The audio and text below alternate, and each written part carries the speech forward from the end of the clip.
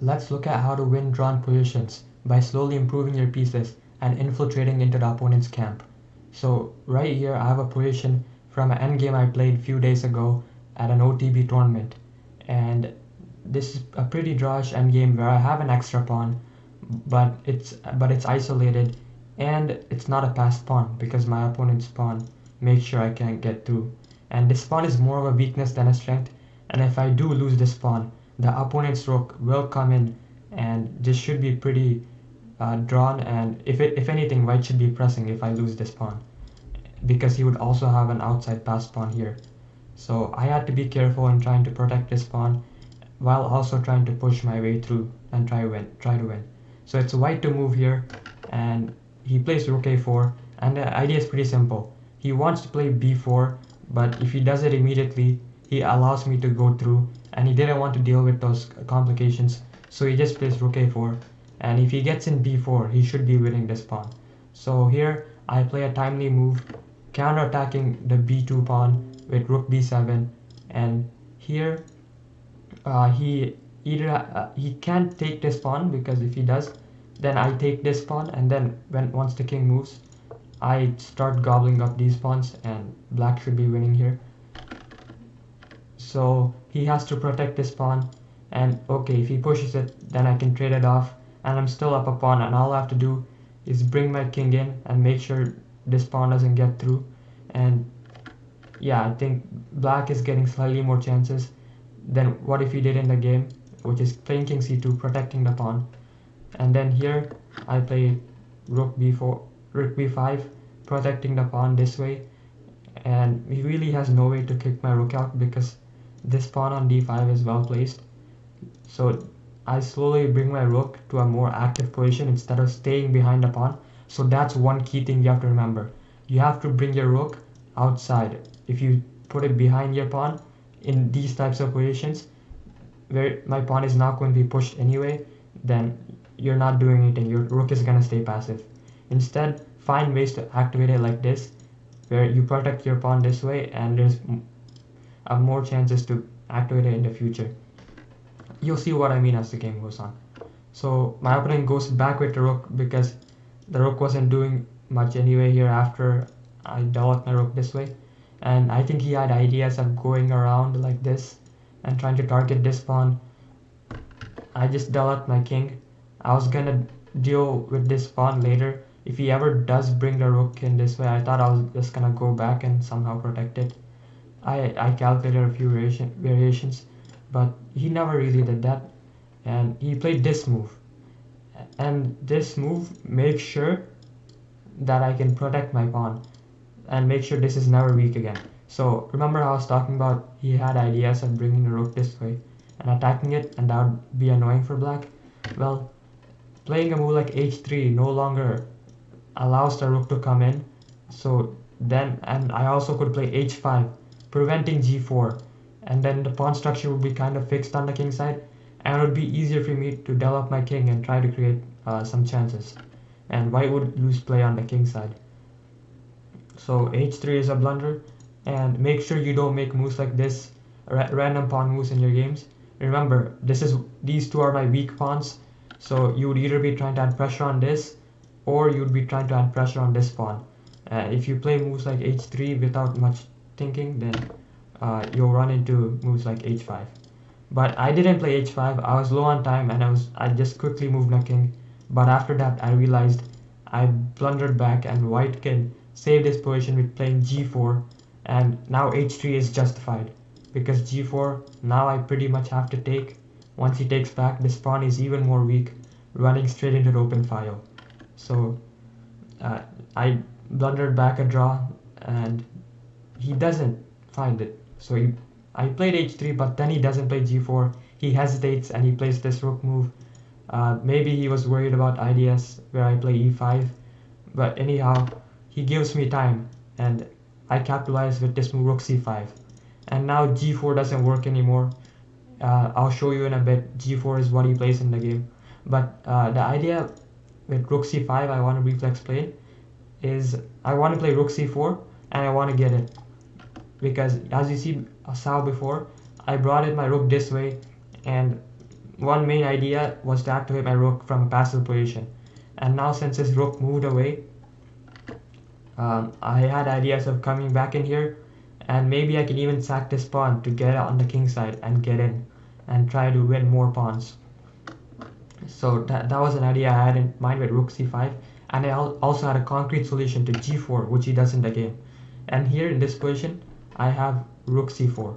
So if you go back to the earlier position when he plays when he plays after king d6, when he plays g4, I don't have an option to bring the rook up because the pawn is protecting that square.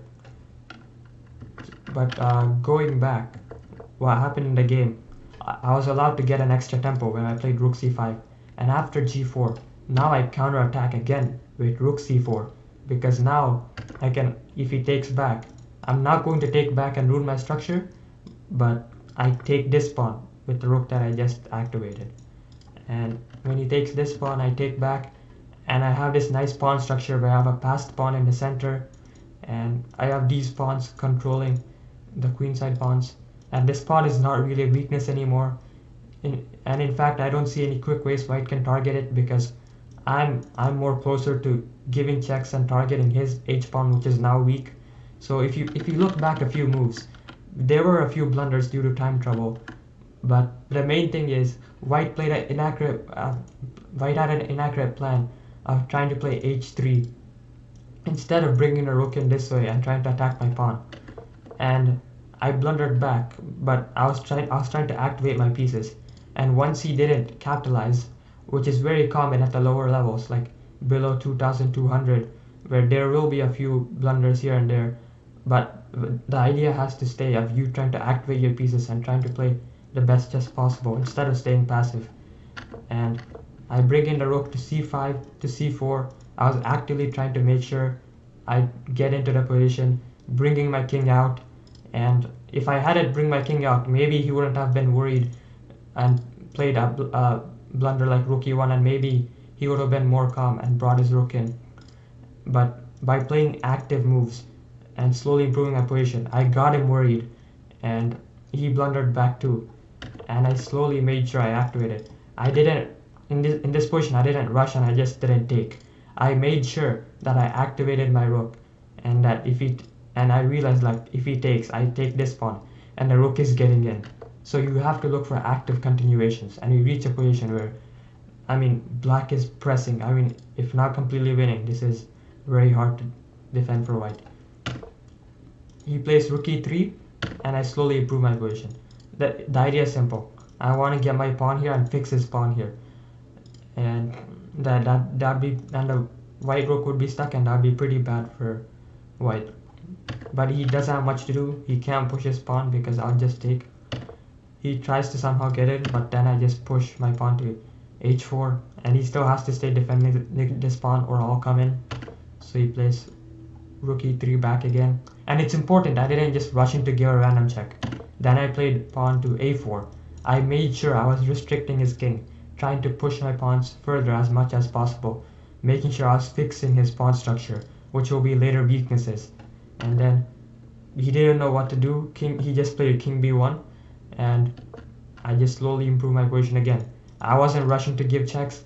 This is something that you have to remember. You have to activate your pieces, and you have to slowly push forward, not playing random pawn moves without any ideas, not playing random checks without any ideas. You have to actively look to improve your position, actively bring your rook out and try to target into the opponent's camp.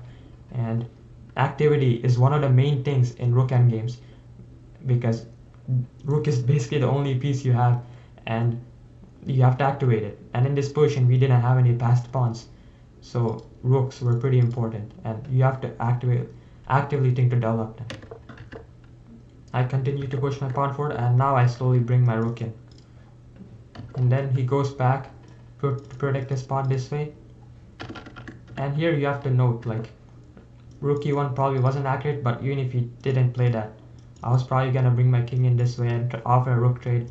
And I think at this point black should be winning. And now I played a check, forces king back. And now this pawn is gonna promote. I gave the check finally when it's needed, because it gives a path for my pawn to promote. he tries to come in this way and take this pawn and create his own password, but it's too late now. I'm one square away from promoting. And once he comes here, the idea is pretty simple. My king's gonna walk in and I'm gonna hit his rook. And here he immediately blunders because he realized that like he can't stop my king from coming in, and if he just plays waiting moves, he's gonna lose his rook. So he tries to come in this way, but that simply loses to this move, and I'm guaranteed to queen. He goes back and he has a tactic of skewering me and winning the queen back, but I still queen because I still win the rook in the end. And in this position, you have to realize these two pawns can be traded off for each other if he ever pushes this pawn. And even if I lose this pawn, I can always basically win this pawn and then go back with my rook and sack my rook for this pawn, and this pawn would queen. So in this position, I didn't have to panic and try to protect this pawn. I would simply go back, and as I mentioned, this pawn will always get traded for this pawn, and this pawn I'll always win with. I'll always at least sack my rook for it. And I move my rook to promote my h pawn, and here he immediately plays c4. I mean, what else to do? And I accurately convert by first giving the check and then taking this pawn for free now, and then we trade here, and this is completely winning, and I didn't even bother promoting my pawn, and I just checkmate with the rook. And if you don't know how to checkmate with the rook, then I'll leave a link in the description below of a short where we teach you how to checkmate with the rook with a box technique. And that's it for today. I hope you learned how to slowly improve your positions from drawn positions, and if you want more of these types of videos where I show you how to press forward in drawn positions and win, please let me know in the comments, and see you next video.